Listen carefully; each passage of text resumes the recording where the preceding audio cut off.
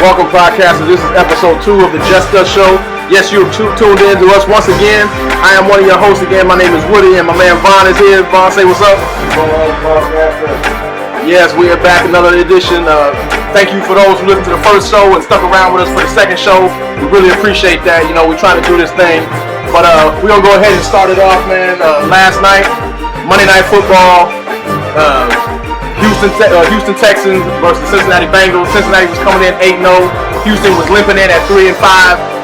I'm going to be honest, man. With this one last night, I really didn't watch it, man. I had no interest in watching this game. I figured the way Houston was playing and the way Cincinnati was playing, especially Cincinnati being at home, I figured it would be a blowout. So, like I said, I didn't waste my time on it.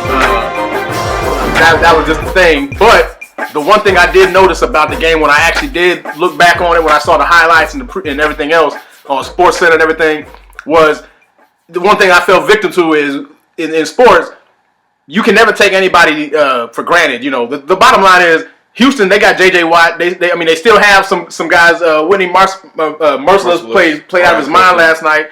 The young rookie Kevin Johnson. T.J. he stepped up big. Yeah, I mean T.J. Yates. Yeah, he played well. Call him the Bengal killer. Yeah, he played well. I mean, and Houston, like I said, like we spoke about last week with New England and the Giants, Houston seems to have Cincinnati's number, man. I mean, they played them. I think they knocked Andy Dalton out at least twice in the playoffs so far. So, you know, they just it's just sometimes you just have those matchups versus those teams. And I believe all the games they've won have been at Cincinnati.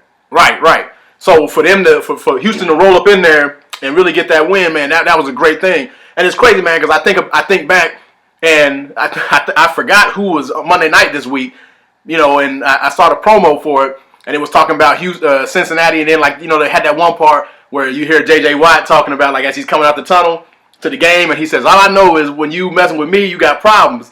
And I'm sitting there like, man, that's cool, but at the same time I kind of felt bad for J.J. Watt, like, man, he's on a bad team, a subpar team. Yeah, he's on a bad team, and he's probably gonna have to suffer through another major loss. I mean, Houston's already been blown out this year. They've been blown out several times. Yeah, I mean, pretty bad team. Exactly. So to me, I felt bad seeing J.J. Watt on that defense and not being able to do anything. It's like he's getting double team, triple team. Yeah. They know where he's at. I mean, that's really the only person that they really got to worry about. So they're doing whatever they can to basically nullify him, and it takes him out the game pretty much. So, but with that, I'll tell you what, I'm looking forward to Clowney actually breaking out. Yeah. And I'm sure he was worth the number one overall pick, but I'm waiting for him to have that breakout game to where he actually compliments J.J. Watt instead of everybody just focusing on J.J. Watt. Right. Have both of them, if they can both get going and get after the quarterback, you can't double team. Right. I mean, we all know when Jadeveon Clowney is at his best, he's 2, 3, even maybe 10 times better than Merciless last night. But Merciless was dominating over there. I mean, Watt actually had a partner in crime last night. So I think that was one thing that he liked is the fact that if I'm breaking my back trying to get in and I can't get in, at least I know there's somebody else on the other side giving pressure. And I mean, you got to think about it.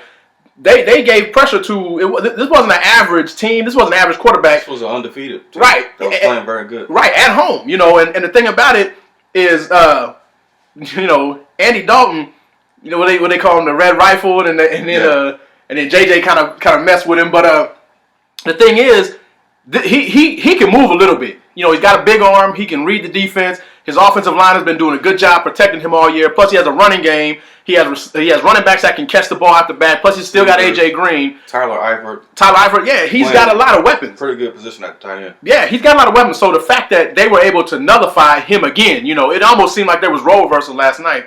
Like Houston was coming into Cincinnati 8-0, and Cincinnati was just hoping and praying that they were going to get this win at 3-5. So I don't know if I would say role reversal. I would say that Houston's defense on paper played like they should have played last night. Yep. Because you have a lot of talent, especially with the sign of Vince Wilfork. I still think that was a good pickup for them. Yeah. Because now you have that presence in the middle who can push the pocket, get pressure up the middle, and force the quarterback into either J.J. Watt or Clowney or Merciless, whoever's on the ends. Right, and that's the thing, like a lot of defensive tackles, D linemen in general, if they're not a defensive end, like a rush defensive end, a lot of times people don't really understand really what they're doing out there. They don't really understand the importance of those guys. But, I know J.J. Watt. I know some of those other guys that are on the line around Vince and, and even the other side of J.J. Watt. You're benefiting from that greatly. Even those linebackers are benefiting because a lot of the holes are opening up because you got to double, triple JJ. You got to probably double team Vince, or you got to at least either run straight at him or run away from him. So there's a lot of things that those guys, the interior linemen, do that a lot of people don't really understand. Even though they may not get all the numbers, they may not get the big tackles, the sacks, in the glory stats like that. But what they're doing is very important to the success of those other guys.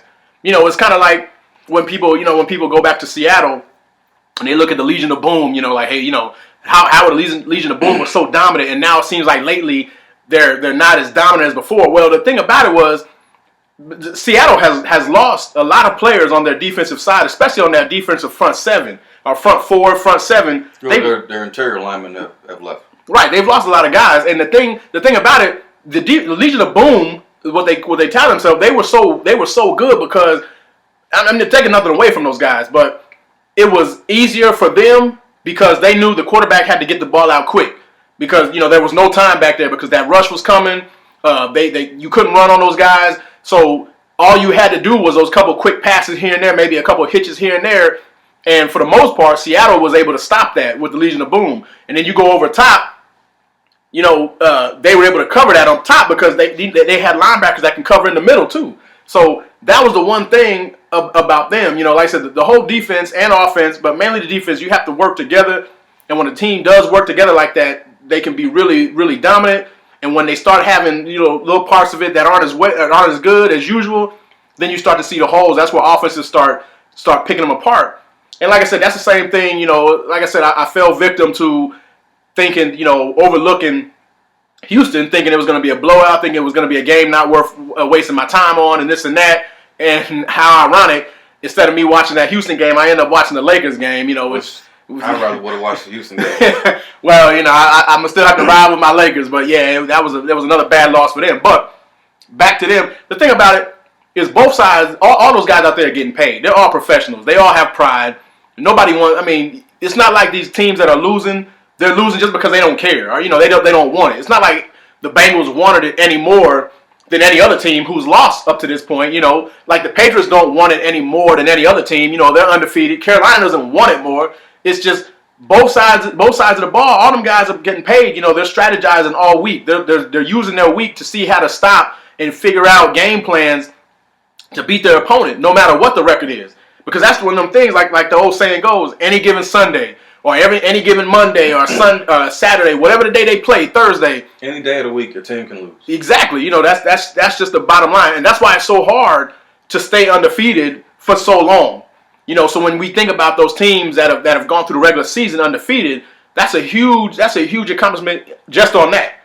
But speaking about undefeated teams, I know you didn't like the outcome last Sunday, and I was rooting for your boys. I was rooting for your Giants to pull it through. I thought they was going to do it again. To me, what I saw at the end of that game was I saw terrible ball management again. That's the one thing to me with the Giants. If the Giants could figure out better ball management at crucial points of the game, the Giants right now could be sitting at the Giants 6, 7, maybe even 8 wins. You never know. 9-1 right now. Yeah, they honestly should be 9-1. If you count the Dallas game, had a 10-point lead in the fourth quarter. Count the next week in Atlanta, right? 10-point lead in the fourth quarter. Then we'll go with New Orleans. The Philadelphia game they flat out beat us. There was no if, ands, or no.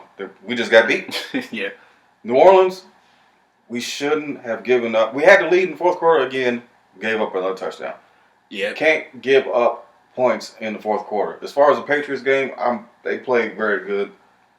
They played hard. The defense forced turnovers. Like I said, been leading the league in takeaways.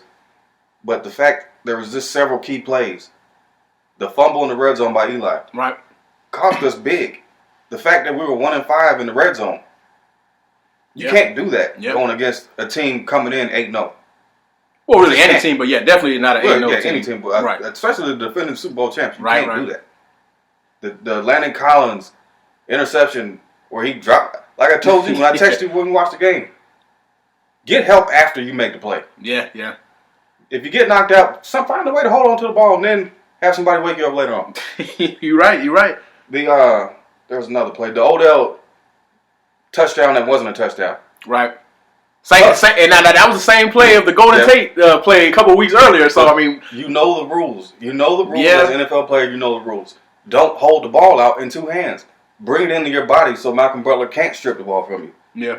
It's just several plays that we made or didn't make that cost us the game. Even though we played well enough to keep up. But the 1-5 in the red zone is what I think killed us. Yeah, that was a couple things. I mean, the things I did like about the Giants is it did seem like they were able to get a push. They were able to actually bring some pressure towards Tom Brady. You know, that was a good thing. Came back. You know, so I do like the way they played. Now I don't know what is your thoughts about the Giants? Do you think that them playing so well and losing? I mean, granted, you know nobody cares. All that matters is win or loss. Nobody cares that you almost beat the New England Patriots. You know, you either beat them or you don't. But what I'm saying is there's certain games that you can build off of, even though it's a loss. Now, do you think this is something where the Giants can build off this game and say, you know what, we played what many people think is the best team in the league right now. We played them down to, what was it? It was about 9 seconds when they kicked that field goal to win it? 6 seconds. Like, we played them well. We were beating them, and we basically lost that game. We gave that game to them. They didn't beat us in you know, I'm sure in a lot of the Giants' opinions, the Patriots didn't actually beat them. They gave it away. The Giants gave it away.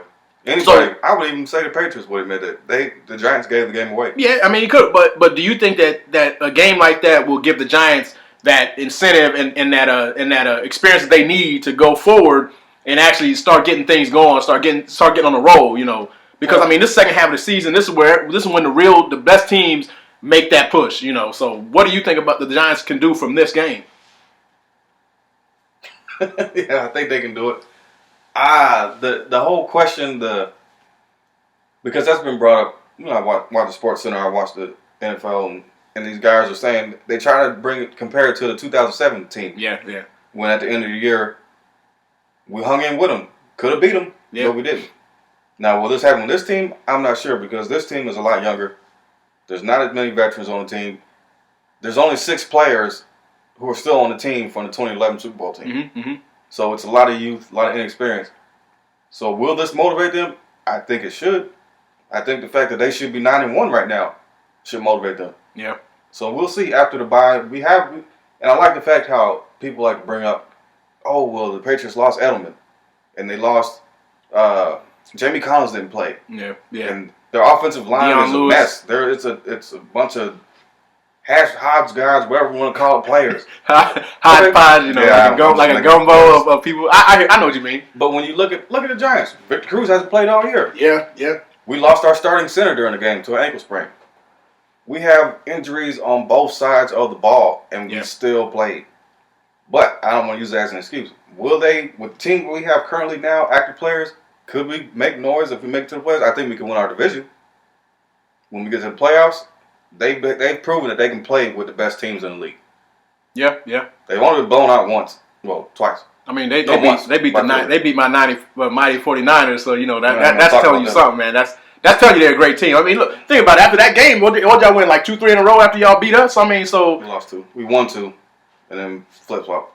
Okay, so either way, it don't matter. You know, bottom line, you beat a great team like us, you know, and things change for your squad. But speaking of your tragedy of a team tonight. Hey, whoa. Go ahead. What do you feel about the Blaine Gabbert-Kaepernick situation? Man, you know what? I really don't like the whole organization right now, man. The way Jed York is leading the team, the way Trent Baalke, the GM, some of the moves that he's making, the moves that they've been making the last couple of years, I don't like any of it really, man. And I think that Kaepernick, granted, Kaepernick was playing bad. I give him that, but I think that they're using him as a scapegoat. And what's happening is they're almost trying to take your eye away from the real issue, you know. So everybody's looking at Cap like, man, Cap is the reason why we lost. You know, we bench Cap and we were able to beat Atlanta. You know, so people are looking at that as maybe this is the reason. Maybe Blaine Gabbert. I mean, this is Blaine Gabbert that we're talking about, man. Nothing against Blaine, but He did look he looked good last week against Atlanta, He but looked good against a team that has been overachieving right. from the start of the year. Right, they were playing off that emotion of Dan Quinn hiring. So I think that emotion, like you said, that emotional high they were on is starting to fade, and the real team is getting exposed. But Because wasn't Atlanta a top 5 draft pick this year? Did they pick in the top 5 or top 10? yeah, it was. And I know they weren't great. I mean, anytime your coach gets fired, Horrible. unless you're San Diego firing Marty Schottenheimer winning 14 games, most teams don't do that. But anyways, the thing with the Niners, the thing with Blaine Gabbert, man, is if he can just give the ball to his whatever weapons the Niners. I mean, we still got some players that I believe in. The Bruce Ellingtons, the Quentin Pattons. I still even believe in Torrey Smith, Anquan Bolden. As long as he's healthy, he can do some things for us. If we can get Carlos Hyde back healthy, running the way he should be, we'll be all right, man. But and even some of our tight ends, if we can get those guys some more playing time, I think we'll be good using some of the weapons that we use. I mean, the games that we've lost this year, we've looked horrible, man. We've looked like we didn't practice, like we didn't know the plays. I mean, the Niners looked terrible.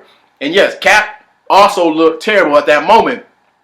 I don't think it's his fault, man. I think you need to change. I think that change needs to come from the top. Because like we were saying last week, man, if everybody's talking about Cap needs to change, he needs to go to another team to make a change. Well, the only difference really, he's going to still be the same Kaepernick. He can still either play or he can't. But the thing that's going to be different is the situation around him. From the top, the GM. He's going to, wherever he goes, he's going to go to a team that wants him as their quarterback. Balky, York, I don't know if they really want him as their quarterback. I mean, like, granted, yeah, he's got a huge contract, but if you look at that contract, the way it's written with some get out of jail free, or some bailout clauses in there. So that shows me that they really weren't right. They really weren't invested in him like the way it was perceived to the public. Who drafted him? Well, he was drafted by Balky.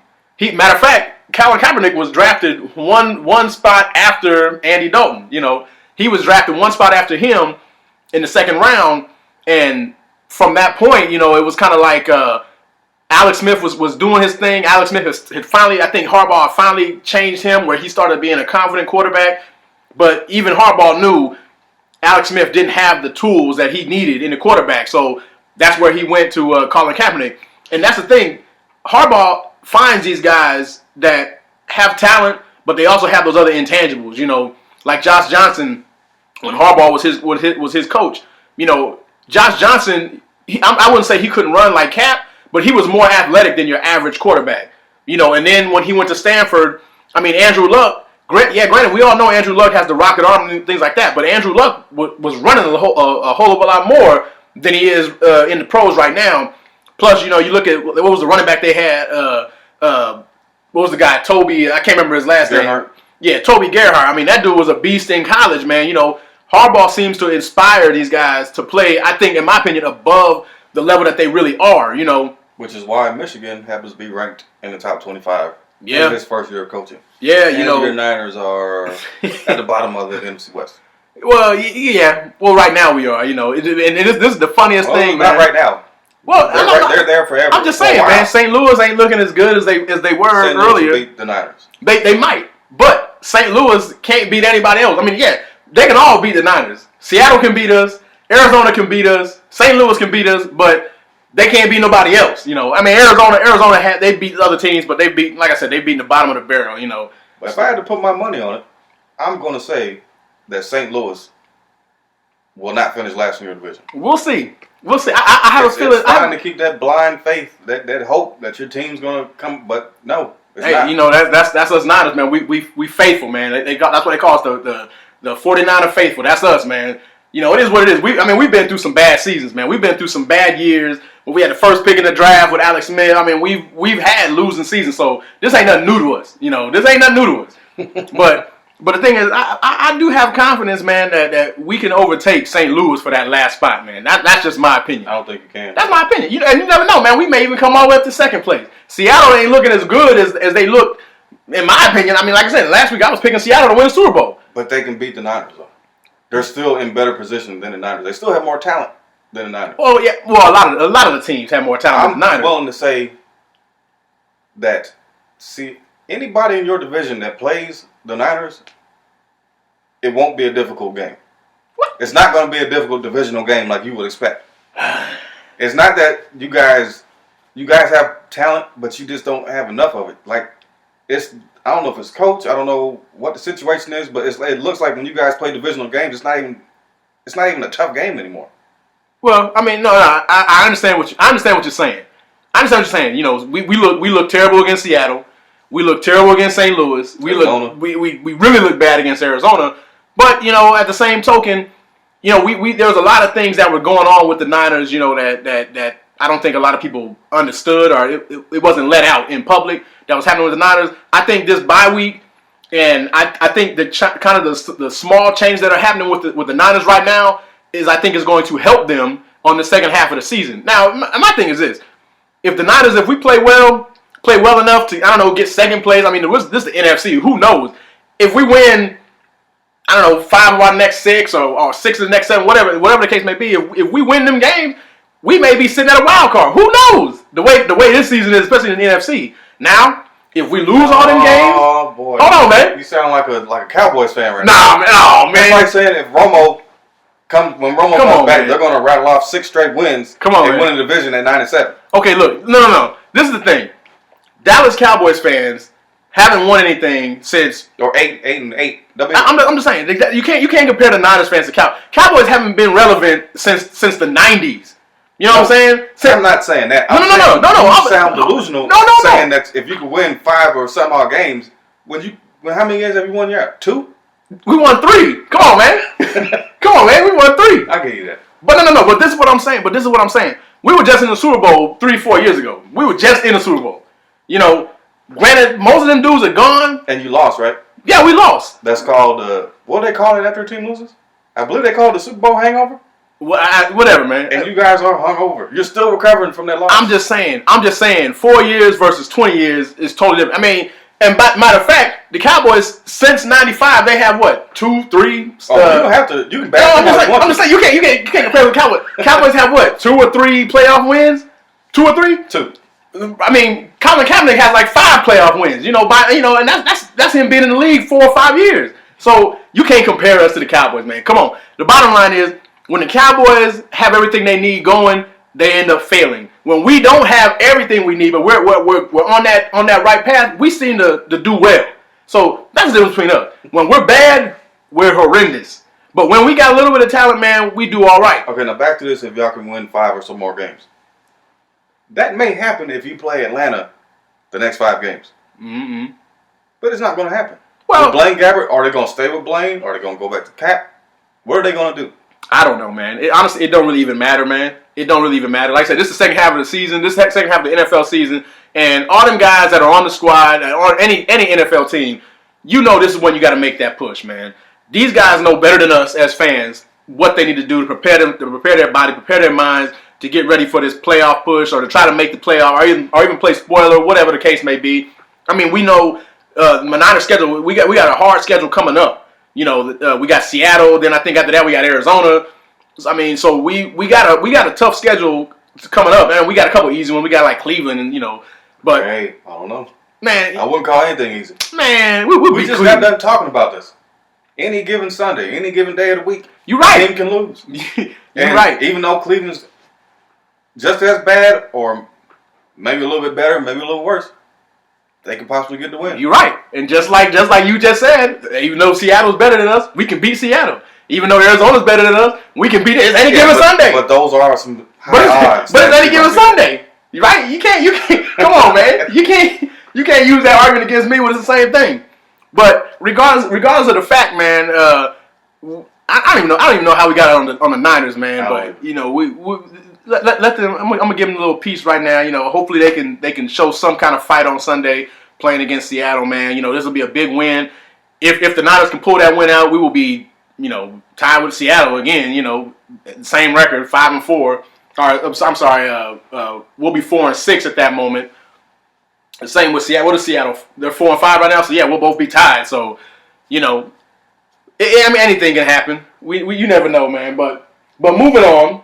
We'll get to some other football news. Peyton Manning.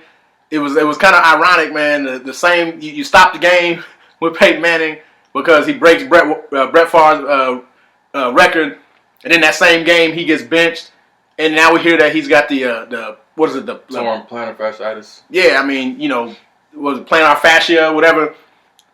What do you think about that? Do you think that Peyton's going to be able to finish this out this season, or because what I'm hearing from everybody who may have had it is it's a very painful thing. It's painful to walk. It's painful to do anything. I didn't tear my plantar fasciitis, but I had plantar fasciitis where they inflamed, whatever. It hurts really bad. You got to stretch your feet. If you start sitting down, you can't stand up too long. If you sit down too long, then you got to stretch before you get up. It hurts your entire bottom of your foot. And from what I was hearing the other day, Peyton, with all the neck surgeries, he has to throw with his whole body. Mm-hmm. So he has to be able to step into the throw. Right. He can't use his arm like he used to because it's not as strong. Right. So stepping in and planting on a foot that feels like somebody stabbing you with a knife in it, you can't do it. Yeah. You just can't do it. So what would you do if you were the Broncos? Would you set him down for the rest of the season? Or would you set him down? There's still too much time left in the season to sit him down. So would you play? Like they're going to do, I'd rest him. Rest him. Let him get all the treatment he can get. And then see how he responds to it. If he responds good, put him out there, let him play. So what are you thinking? A couple more? Are you thinking about playing Peyton on Sunday? Or are you thinking about letting him sit a couple weeks? What would you do if you were? They're going to let him sit Sunday against Chicago. I would let it go 2 games. Because there's a good chance they could beat Chicago, even with Brock Osweiler. It's a home game. So they could beat Chicago. But Chicago's been playing pretty good. Jay Cutler, I don't know where the amount of talent that he has came from lately. Yeah. But he's been playing good. But I still think that defense is good enough to beat Chicago. And they get Talib back from the 1-game suspension for the eye gougge. Yeah. Which is crazy, man. I would sit Peyton, see how the Chicago game goes, watch him, maybe sit him the game after that, and then if he's ready to go, let him play. Because everybody wants to see the Patriots game. When New England comes to Denver, that's the game they want to see. Mm-hmm. Peyton and Brady. Mm-hmm. Who's going to win? The two best teams in the AFC. Well, the two top teams, one of the two top 5 teams in the AFC, right, going against each other. It was hyped up more a couple weeks ago when they're both undefeated, but still, people want to see Peyton versus Brady. Right. Good versus evil. And the good thing about it is right now with the Broncos sitting there at 7-2, they're leading their division. The Raiders are playing well. The Raiders, have come out of nowhere and me, I thought San Diego was going to make some noise in that division. They're horrible. Kansas City, they're starting to play a little bit better right now, but I'm not really sold on Kansas City. So Denver can afford. You never can afford to lose games. But at worst case scenario, just say Peyton sits out the next 2 or possibly 3 weeks, and the Broncos lose all those games, they'll still win their division. Well, that's what I'm saying, because that'll put them at what 7-4, 7-5. Right around that record. And at 5 losses, 3 weeks from now, I think they'll still be able to hold on to that division if they can get Peyton back healthy. Now, granted, like you said, with this injury, it's going to take more than 3-4 weeks for Peyton to be able to play. It's just one of those things. He's going to have to play hurt. That's the thing they always say. You can play hurt, you just can't play injured. So if you're hurt, you can still play. But if you're injured, you can't play. And that's the thing. Nobody at this time of the year, everybody, with the exception of maybe the kickers, everybody's hurt, man. Everybody. We got some hurt kickers. Well, you know what I mean. I can't remember who they had to sign another player and put their kicker on IR, or not IR, but they had to sit him down because he strained a quad or something like. I understand that, but for the most part, the guys everybody else is taking more of a pounding than any kicker, But that's a whole nother conversation for another day. But the thing about it is, at this point in the season, man, everybody's banged up. Everybody has things that are nagging them. Which, like I said, back in my which I think is the reason why this late bye helps us a lot more than some of the other teams. But we're gonna go ahead and move on from that. Seeing that the show it's a new show. We got a lot of friends out there and family and checking us out, and we appreciate the. Yeah, appreciate all the love, man, that we're getting. Chad, said, everybody who's been out there, and all y'all who's been out there giving us the love, man. We appreciate all that. We want to see more of that because we want to keep going for y'all. But we got a new segment here, Vaughn. Well, we're gonna take some questions. These were questions that were sent to us. You know, it was sent to the show. And anyone out there, if you have any questions or comments, you want us to talk about something, discuss something, whatever it is. I mean, there's no. If you want to call in, you know, nothing is off limits for us. But you can hit us up. You can hit us up at Twitter at the Just Us. And make sure you put the hyphen between Just and Us. The Just Us Show. Or you can hit us up on Facebook at Just Us Show. You know, same thing. Got to put the hyphen in there, and you'll be able to see us. But if y'all want to send us a message or ask us some questions or whatever, have us speak on something, whatever y'all want to do, man, we hit you up. But I got a couple questions here. First question, Vaughn, I'm gonna throw this to you. This is, you know, the reason why I'm gonna throw it to you because you know this is near and dear to me. But should Kobe Bryant? Question number one: should Kobe Bryant retire after this season? What's your thoughts on that? Yes. Kobe Bryant probably should have retired 2 seasons ago.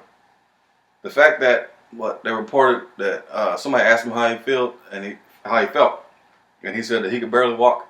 That's a sign that you need to sit your ass down somewhere. Probably time for you to just hang it up. You've won all you can win. The Lakers as an organization don't seem committed to building anything around you. Right. It seems like as if what's the owner? Jim Buss is running the show right now. Jim Buss is trying to force him out by not getting any free agents in. I don't think the Lakers will have a problem with getting big name free agents. Yeah. Because of the location. It's LA. Right. Who doesn't want to go to LA? Right.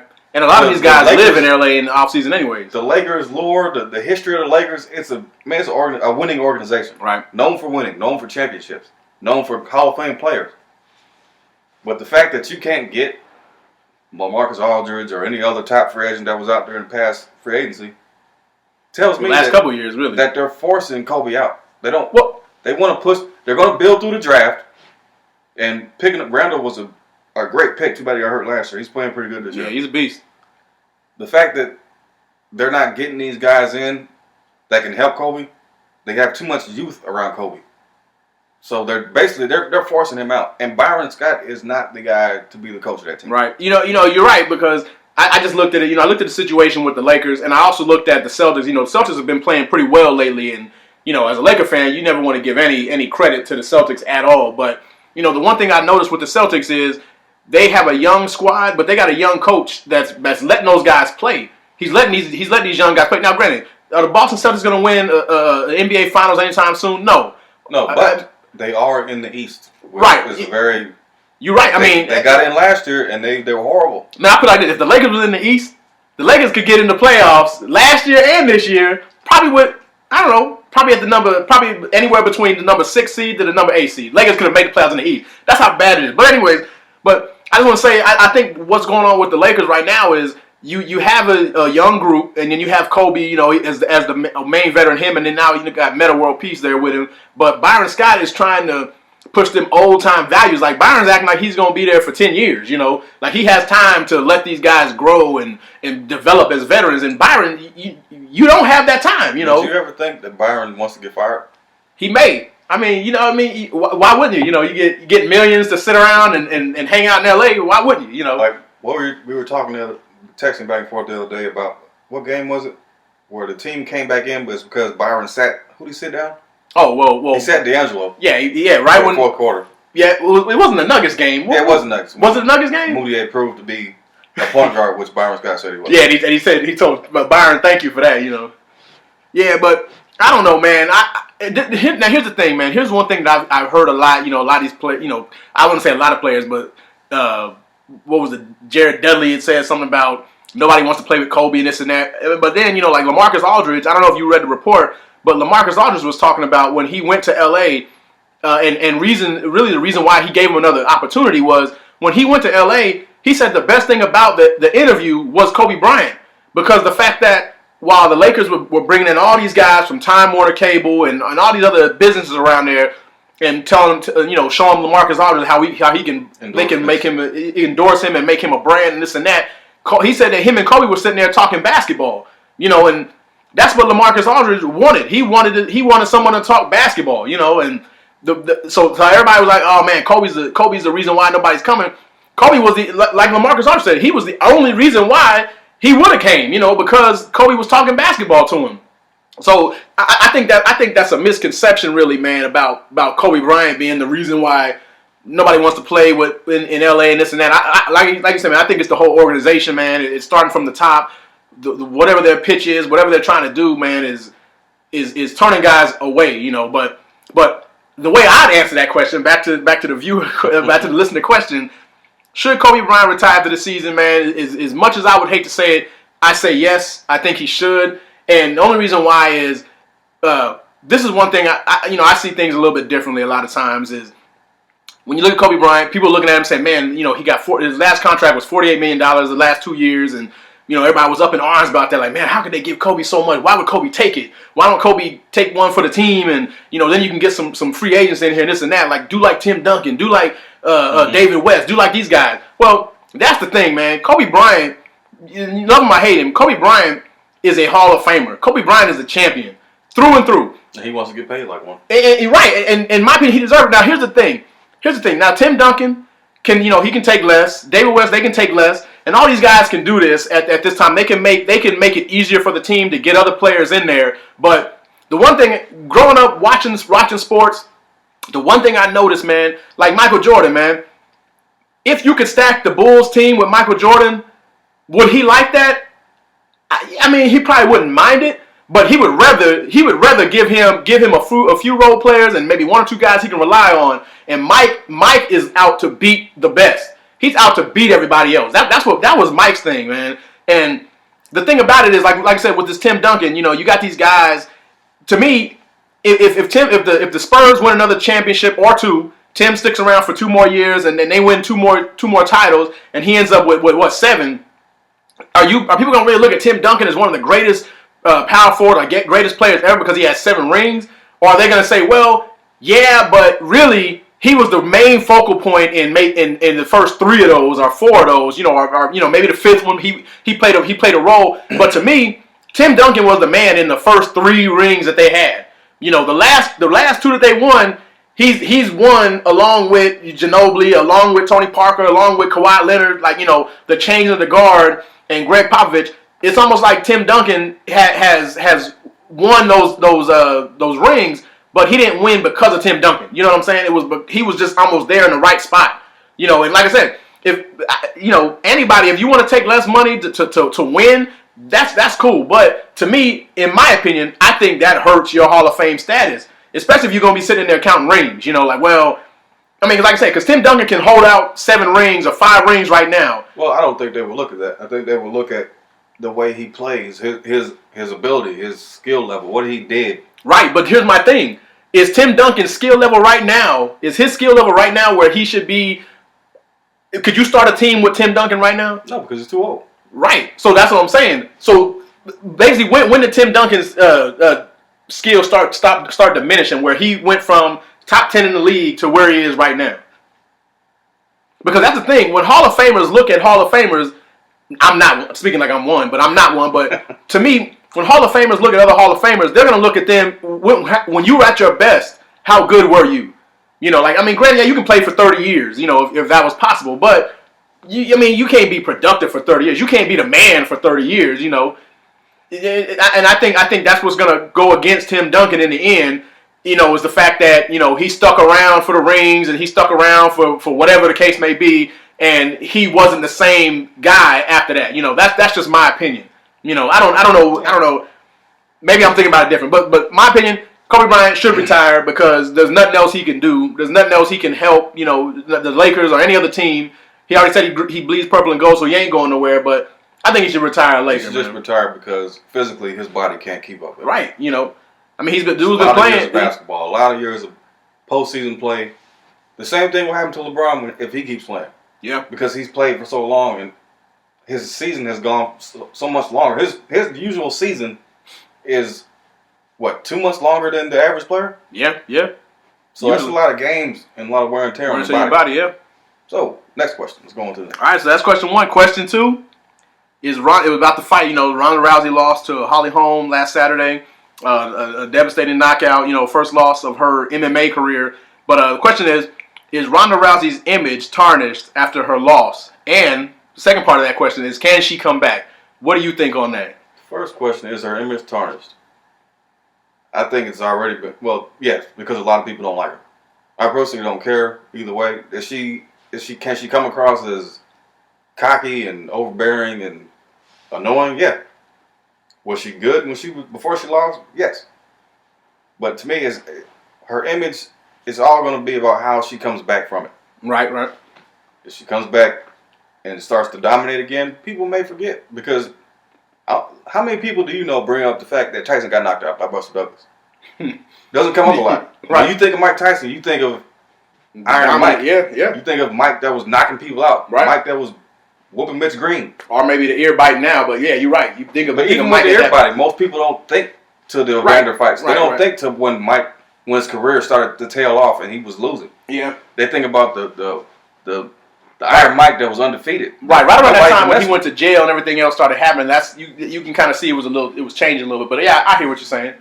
But I think her image will be okay. It depends on how she comes back. Right. Now the part of that second part, do you think she can come back from this loss? Yeah, I think she can come back. But because I know they said that there will be a rematch. Mm-hmm. But the way Holly Holm was teeing off in her face, she's going to have to change a lot of stuff. Mm-hmm. She's going to have to, because what I watched, she was walking into left hands all night. Yeah. So she needs to either force Holly to the ground where she's comfortable, because standing up, she can't compete with Holly Holm on the feet. She can't. Mm-hmm. She got punched in the face several times. They said she had to get reconstructive surgery on her lip because she got hit in the mouth so many times. So to me, it depends on will her psyche be okay. Will she go in concerned that she might get knocked out? Right. So she's been knocked out now. Will that play in her head? So it all depends on how psychologically she comes back. If she comes back with a chip on her shoulder and she's ready to take on everybody, then yeah, she can come back and be successful. If not, she'll get knocked out again. Yeah, and I kind of seem to think that first of all, I don't think she was tarnished at all. I mean, it's hard to be undefeated, through your whole career, and we're not even. We won't even go to the Floyd. Let me step on that real quick. Go ahead. Because I saw this thing where Layla Ali was pretty much saying that she was never a true champ. A true champ doesn't go in and get handled like that by anybody. So we'll see. This may be a little Layla Ali taking a jab at her. Yeah, I think she did say that she was better. So yeah, we'll see. I think like I said, I don't think she was tarnished at all. I think that this loss. I don't think this loss.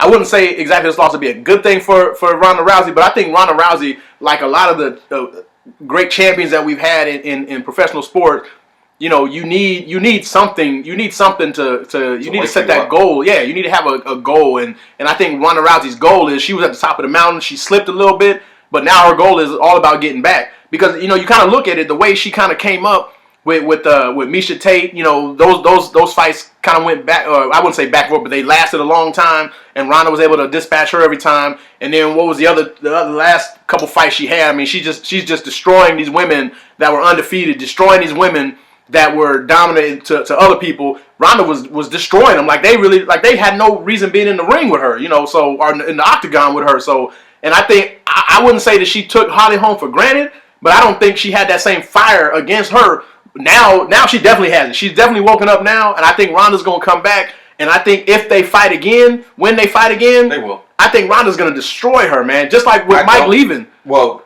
it's funny because after the fight, Holly Holm was interviewed, and the reporter compared her to Buster Douglas. Now that's true in that she knocked out the Ronda Rousey and Buster knocked out Mike. Mm. But will Holly Holm have a career after like Buster Douglas? Will she go on to lose? I don't think she will. Ain't Buster like a janitor or something somewhere? I don't know, man. But I do know. I think that part of the reason why Ronda lost is because if you think about it, she does way too much. She's too busy. She takes on all this stuff. Yeah. Go do an appearance here. Show up here. Toss Michael Strahan on the mat on the Michael and Kelly show. I mean, she's constantly busy, and it's like fighting. To me, it seemed like took a sidestep or was in the background for a little bit. Yeah. While she promoted her brand and herself. Yeah. And now after this knockout and all these memes coming out, which there's been some pretty good memes of her, like the Rocky one where that was Sylvester Stallone was holding her in the superimposed in the Apollo Creed body. She's gonna have to come back from that. Yeah. All right, next question. Well, those are the only two questions that we had so far. Like I said, we're looking for more questions. We're looking for more topics. We're looking for more things to talk about. I mean, it's crazy. You think an hour podcast would, you'd have so much you'd be able to fill an hour with, but I mean, we got so many topics that we couldn't even go over everything that we wanted to. But it's always great to get the feedback from our listeners, because I mean these, we all the same, man. We like to debate. We've been doing this for a minute, man. So that's kind of what fuels us and what keeps us going, But any questions out there, anything that anybody wants to hear from us, talk about. I mean, like I said, we're more than just sports, even though we've been stuck on that. Matter of fact, speaking of more than just sports, Vaughn, I know your favorite show, Empire. I know you got a couple of things you want to say about Empire before we go. So I'm gonna go ahead and let you handle that, because I personally really don't watch the show. But go ahead, man. Well, yeah, I guess we can get on that. I don't know. I guess I fell victim to the hype, as most of us did when we watched the first season. And then it became a family thing with me and my wife. We'd sit around. Couldn't wait for Empire to come on. 8 o'clock, is Empire on? Yep, let's go sit down and watch it. So we started watching it in the second season, and I just want to say it's just getting a little too over the top. I don't know if I'm ready to handle certain topics. I mean, everybody knows homosexuality in the black community is not really discussed and kind of frowned upon. But it's partly that, and it's partly just like I feel like it's dumbing everything down. There's no way. Like I pointed out to you one episode, why is somebody who's supposedly famous running in the park by themselves? They get kidnapped in broad daylight. Nobody says nothing. Yeah. How does that happen? Well, the writers, they gotta keep it interesting. The writers are going over the top. The material is getting just too over the top, just unbelievable. And to the point, I've lost complete interest in it. Yeah. Well, I'll give it a shot, man. I'll check it out and kind of see what the hype is, with that show. I mean, I've been watching other shows and stuff out there, so I don't really like that. I really don't. But it's funny because my wife gets on me about why I watch The Walking Dead. Says, why you don't watch The Walking Dead? Well, I do watch The Walking Dead. I enjoy them. Yeah, there you go. I enjoy The Walking Dead, man. There's nothing wrong with that. I mean, I'd rather watch dead people chew on live people than be dumbed down by watching the fight. Yeah, I hear you, man. That's it's just weird. It's whatever your preference is, man. Whatever you like to watch, whatever you do for entertainment. We all know it's just entertainment, People that watch The Walking Dead, they don't worship the devil and nothing like that. It's just entertainment, So that's all it is, man. Good, clean fun. But nothing like chewing on somebody. Yeah, the zombie genre is real huge right now too, man. So that I didn't realize how big it was worldwide. But real quick, speaking of Walking Dead, have you noticed that they continue to drive around and nobody has produced gas? Probably about 20 years. Well, they say they're siphoning all the gas and stuff like that. But after a while, I know gas gets stale after a while. Yeah, so. But we think, you know what? That's the mechanic background in both of us, man. So we won't even go there. But like I said, man, another show wrapped up is episode number 2. Stay tuned for episode number 3 next week around this same time. Like I said, once again, thank all y'all for listening out there. Hit us up on Twitter. Hit us up on Facebook. Whatever you want to do, Vaughn. You got some parting words? No, I just appreciate the support that we received so far. I hope that we can reach more people and I hope this thing gets as big as it's gonna get. Yeah. So that's for us, man. Sign it off. Just us show, man. Second show, man. We love it. We appreciate y'all, man. And y'all stay good out there. Peace.